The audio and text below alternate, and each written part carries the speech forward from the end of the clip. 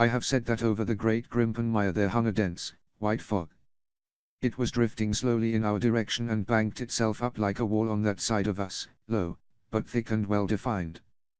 The moon shone on it, and it looked like a great shimmering ice field, with the heads of the distant tors as rocks borne upon its surface. Holmes's face was turned towards it, and he muttered impatiently as he watched its sluggish drift. Every minute that white woolly plain which covered one half of the moor was drifting closer and closer to the house. Already the first thin wisps of it were curling across the golden square of the lighted window. The farther wall of the orchard was already invisible, and the trees were standing out of a swirl of white vapor. As we watched it, the fog wreaths came crawling round both corners of the house and rolled slowly into one dense bank on which the upper floor and the roof floated like a strange ship upon a shadowy sea. Holmes struck his hand passionately upon the rock in front of us and stamped his feet in his impatience. If he isn't out in a quarter of an hour the path will be covered. In half an hour we won't be able to see our hands in front of us. Shall we move farther back upon higher ground? Yes, I think it would be as well. So as the fog bank flowed onward we fell back before it until we were half a mile from the house, and still that dense white sea, with the moon silvering its upper edge, swept slowly and inexorably on. "Hist!" cried Holmes, and I heard the sharp click of a cocking pistol. "Look out! It's coming!" There was a thin, crisp, continuous patter from somewhere in the heart of that crawling bank. The cloud was within 50 yards of where we lay, and we glared at it, all three, uncertain what horror was about to break from the heart of it. I was at Holmes's elbow. I glanced for an instant at his face.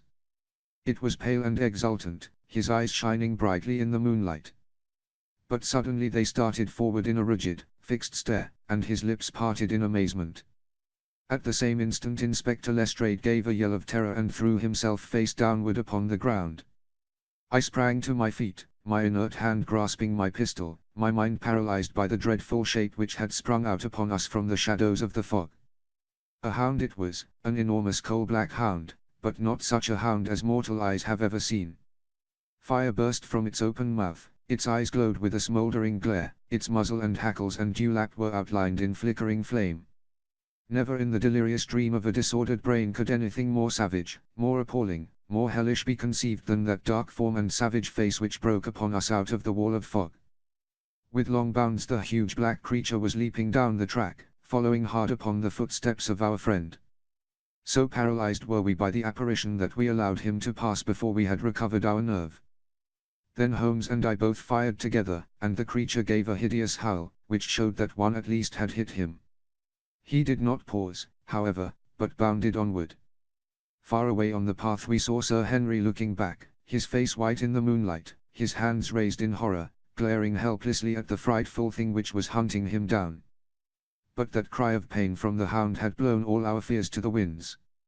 If he was vulnerable he was mortal, and if we could wound him we could kill him. Never have I seen a man run as Holmes ran that night. I am reckoned fleet of foot, but he outpaced me as much as I outpaced the little professional. In front of us as we flew up the track we heard scream after scream from Sir Henry and the deep roar of the hound. I was in time to see the beast spring upon its victim, hurl him to the ground, and worry at his throat. But the next instant Holmes had emptied 5 barrels of his revolver into the creature's flank. With a last howl of agony and a vicious snap in the air, it rolled upon its back, 4 feet pawing furiously, and then fell limp upon its side.